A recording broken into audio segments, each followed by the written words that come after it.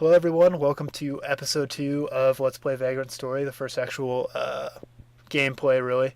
And I'm joined by the illustrious Crono Maniac, Hello, Deezee. who I am told has never really played Vagrant Story before. No, actually. Alright, so go ahead. Kind of reminds me of Parasite Eve a little bit, just looking at the gameplay. Yeah, actually, I think it was mentioned that somewhere that they kind of lifted the sphere targeting stuff from Parasite Eve, so... Yeah, makes sense. We did already see the sphere targeting stuff come up in the intro, but some people may skip that video for obvious reasons. But basically, when you go into attack mode with any of your weapons, you bring up that sphere, and time stops, and you can target different parts of enemies. Some enemies, like that bat, just have one target, so... Cool. But for the most part, different parts of a character, like these humans, for instance, their left arm may have a higher percentage to hit or whatever, but less damage than if you targeted them in the head. And in Vagrant Story, there are 3 main types of weapons. You have edged, blunt, and piercing. And different enemies will be weak to those different types, but weapons also have classes and affinities. So affinities are like the elemental resistances. So you got your standard kind of fire, water, earth, air, light, whatever. And then classes are like beast, dragon, human, evil, things of that nature. And so obviously you want to use, you want to exploit weaknesses, basically. Neat. Alright, so you got the magical floating platforms. This is going into the town of Le Monde? Correct. And these guys... I'm not sure how widespread magic is. I mean, it's supposed to be evilly, so, like, if you've played Final Fantasy XII, magic's all over the place, but these guys seem to be reacting a little like, oh my god, magic, to it, so who knows. So these guys are Knights of the Cross, also called the Crimson Blades, I think, that were introduced in the, they're the Cardinals faction, basically, led by... They're the ones that screwed everything up? Well, they kind of screw everything up. Yeah, they lit fire to the manor real fast and. Smooth. Yeah, very smooth. Sorcery. One thing that always gets praised in this game is the translation was done pretty well. In fact, some people say the translation is actually better than like the original text. That's neat. Because the guy who did the translation kept with kind of the old-timey English without making it too like Shakespearean. Annoying. Yeah. This is the first time maybe I've seen a realistic reaction to a floating, moving platform in a video game. What on earth? What's happening? Yeah, so here I'm showing off the different damages and whatever that you get with this weapon when you target different parts of the body, but against these guys, the head is the best, and for whatever reason, this idiot decides to run away, so I just get a bunch of free hits on him. And a critical hit. And then you can see the stats down there. My weapon, every time you hit an enemy or you get hit, you have the chance of affecting the stats of your equipment that you have equipped. And so that's what those little numbers down there at the bottom left that keep popping up are. So for instance, my armor just got better at the physical affinity. My weapon got better at human and physical, but got worse at earth. And that's what'll screw up a lot of players is that while you raise stats in one thing, there's also the chance that you'll lower stats in another, which basically just means you can't go around using one weapon all the time on everything, basically. Okay, so it's like Saga, but less broken and awful. Right. And then over there, I was just showing off, there's a save point and a container, and containers are where you store extra crap. They work basically like the Resident Evil containers. So it's your more permanent storage because you can only carry a certain amount of items on your person. Alright. Kind of reminds me of VATS in Fallout 3. Yeah, right now the combat isn't too interesting because we haven't unlocked battle abilities yet, but later in this video we'll be unlocking them. And what those do, they're chain abilities, so you can actually chain hits together and they'll have different effects and properties and whatnot. That's neat. And once you unlock them, you also unlock, I forget what they're called, I think they're called special arts for each weapon, so after you get a certain amount of kills. And I just wanted to show off that there are traps in this game, so that one did some damage. That's neat. How do you avoid those? Was it visible?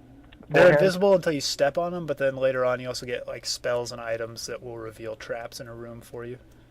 That's neat. Okay, so it's got traps, the VATS combat system. Is it more of a dungeon crawler, or is it more story focused? Well, I mean, the story does play an important part, but it is a dungeon crawl too, so it's a little of both. You can skip cutscenes, and then the game also has a New Game Plus feature where you carry over all your equipment from previous playthroughs into the next playthrough. And there's some content that's added on the second playthrough, but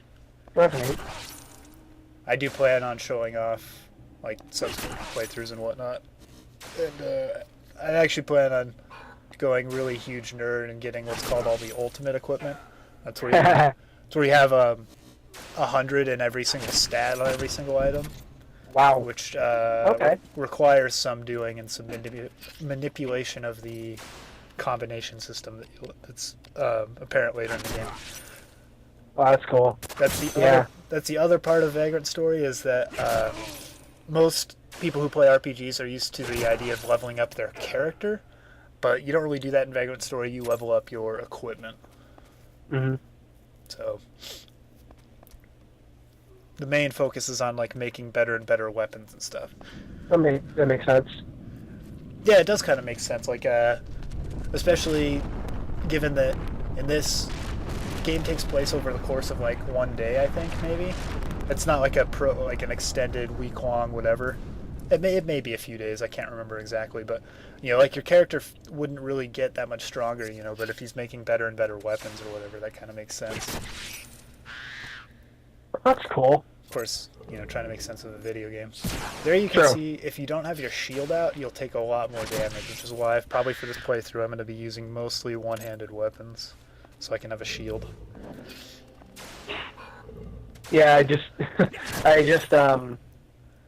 discovered roguelikes, basically. So you can already, just playing like Brogue, I'm just realizing all these things and how that's played such a huge part in dungeon crawlers now. Yeah, yep. Because of the traps. It's traps. I actually end up kind of exploiting the AI on this wolf, which is pretty sweet. When they get the exclamation point over their head, they're ready to attack, but I kind of stay outside his range and make him jump around so that he can't attack. And, yeah. Oh, that's great. Okay, so battle mode, and whether you're in battle mode or not is you determine that, rather than like the Parasite Eve kind of random encounter approach. Yeah, exactly. You can actually run through all the rooms without fighting if you wanted to. Mm-hmm. Probably not the best idea. Well, I mean, actually, bosses. It can. I mean, there's different reasons why you'd want to battle. Like once you unlock battle abilities, you start getting battle points. It doesn't like say it on the screen, but you'll get a certain amount of points for killing enemies and whatever, and that'll help you unlock your chains. But also because of the way the weapon stat system works, like you might want to avoid encounters with enemies because it'll start affecting all your weapon properties or whatever. Basically, you don't have to fight unless you want to. Kind of. I mean, basically, there's a lot of really complex numbers. Yes, that are fun to figure out. This is the other gimmick: is there's block puzzles, and I screwed the pooch on that one. But if you enter a room or leave and enter again, you'll reset it. So these first ones obviously are really simple. That is impressive. He just takes that thing and just lifts it right up over his head. He is quite a man. Yeah, of course, it always amazes me just whenever these guys just easily lift themselves up, do a full pull-up onto something. Yeah. Even like scientists and old cinematic platformers just, need to pull myself up. That was easy. Gordon Freeman. Yes. You can't lift all of the different types of blocks. Like stone ones, he can only push, for instance. He can't lift. So that comes into play when you're doing different types of block puzzles. Mm-hmm. And I skip past this really fast, but you just pull the lever. It's like pull or don't pull. Mm-hmm. And it tries to scare you. Oh god, I have a time limit. You barely made it through. Just barely. Walk all the way back to the switch. Battlefield. One thing I mentioned in the intros, I'm pretty sure the intro has like the longest cutscenes in the game. The rest of them are kind of interspersed through gameplay like this, and the last like a minute or two kind of give you some idea of what's going on with the plot, or maybe where to go next, or some fleshing out characters or whatever. But it doesn't ever become like Xenogears where it's just dumping Oh yeah. text on top of you all the time. Yeah. Kind of stayed away from that one. Yeah, I mean, I kind of like Xenogears, but it's also a train wreck in a lot of ways. Yeah. I heard one person say it is the best game of all time and the worst game of all time put into an atomic super collider. It had a lot of good ideas, but then there's also really stupid ideas like crucifying giant robots and furries for no reason. Yeah. So, whatever. Mm. But this is Vagrant Story, and it's a much more polished game. I don't know if people are into Famitsu or whatever the hell, that Japanese magazine. This was one of the perfect scoring games along Oh, I didn't know that. Final Fantasy 12. Matsuno is actually the only guy aside from I forget how to pronounce his name, but the guy who does Mario to score Yamato? multiple perfects in Cool. Famitsu. Save point, so obviously you can figure something's coming up. So this was What's up? this was kind of Matsuno's pet project type thing. I remember hearing something like that. Like, Here's He a left it- very important mechanic. You can name your weapons. So Ah. I'm going to want to have people name weapons for me, but I'm going with my own name on this first one just to demo. Because we need a properly named weapon before we take on the boss, right? So, but yeah, I'm not sure if it was his pet project or whatever. I think the whole Evilly thing is kind of his pet project, if that makes any Neat. sense. the hyper. little in joke for everybody. Kind of looks like a solstice room. What I'd actually love to see from Mitsuno would be another ogre battle game, but who knows when that'll happen. Yeah. Well, he did that PSP remake. Yeah, well, that was. I mean, Tactics Ogre is kind of like a Final Fantasy Tactics type game, not really like an ogre battle type game. I mean, the two, they're the same series, but they play differently, is what I'm getting at. Oh, I see. Well, so there's I haven't played them yet. There's the first one, which was March of the Black Queen. Right. Then there's Tactics Ogre, and then there's Ogre Battle 64. Yeah, I think that's the order they go in. All right, and so what kind of game are the other two Ogre Battle games? They're Oh, wait, more. Looks like this is. Yeah, this is a boss fight. Oh. Oh, okay. Now, interesting tidbit. Not from this fight, but later in the game, you could actually get Minotaurs to drop that giant mace and have it as one of your own weapons. That's awesome. So here, the best strategy is to just run up and smash them in the head with an edged weapon. The rest of the targets, you have kind of low accuracy on the head, but it's not low enough to really matter. And since we don't have chain abilities yet that also will affect your accuracy, we don't have to worry too much. Mm-hmm.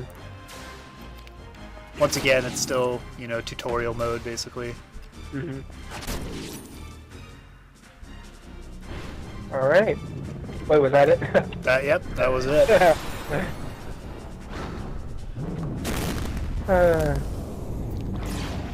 Like a chump. Yep, 4 Minotaurs sat there full life waiting anyone to come in so he can attack, and then boom, 7 hits. Right after, After bosses, you get the stat wheel, and that's how you raise stats. And what I'm trying to avoid is agility, because if you get too much agility, it'll become really hard to try to make ultimate armor later, because if you get too much agility, basically enemies can't hit you, and if you can't get hit, then you can't affect the stats of your armor. Mm-hmm. So I'm going to try to actually stay at base agility. That's why I saved before the boss, not because I was afraid of dying, but because I didn't want to get an agility stat. Yes. And then that's the other mechanic. You do learn spells in this game, and the one I just used obviously was heal. You learn them from books. And we got a sweet shield upgrade. So we're going to go ahead and equip that. Oh, cool. And now your risk is 0. So what does it go up to? The risk? It can go all the way up to 100. Okay. Oh, wow. And you said it just affected how much damage you take, basically? It does a lot of different things, and I'm not 100% on all of the different effects, but what it can do, I know like at 100, your defense will be reduced by 1/3, and it also affects your accuracy, so I know that for sure. Mm-hmm.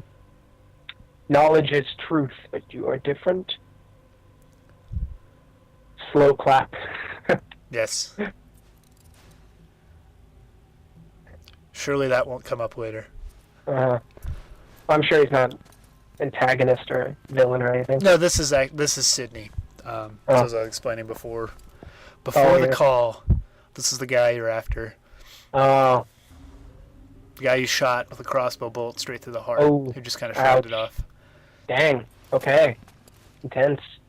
And they do a little bit of foreshadowing in the intro where they say that Sydney can like see into people's souls, so that kind of explains this whole mechanic of how he can see into Ashley's past. Mm-hmm. I had a big long argument with my brother the other day about how Ashley can also be a boy's name. Right. Although I ended up just citing Evil Dead and maybe Ash Ketchum. But we didn't actually know if he was Ashley or Ashton. so this is more evidence. Exactly.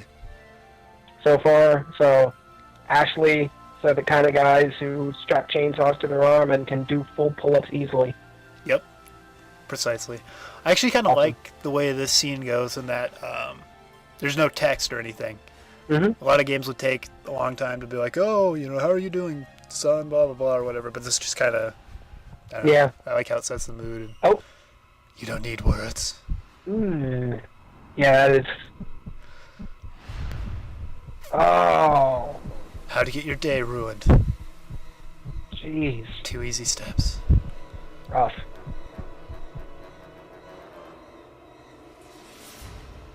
Yeah, that is great, the way they stage that. Ooh. Upset. It's probably a good thing this game didn't have voice acting either, because this was back in 2000 and voice acting wasn't very good back then. Yeah. No, you see, he didn't kill them. He was... Oh, okay. No, it's still true. I think your definition of killing is a little off there. Right. Well, that ties into the whole, can Superman ever relax and not be shattered by the guilt of people who would be dying while he's relaxing? Right. Is that killing? Who knows?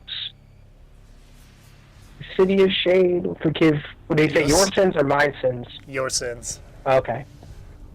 It is his game. He's quite right. I am Matsuno.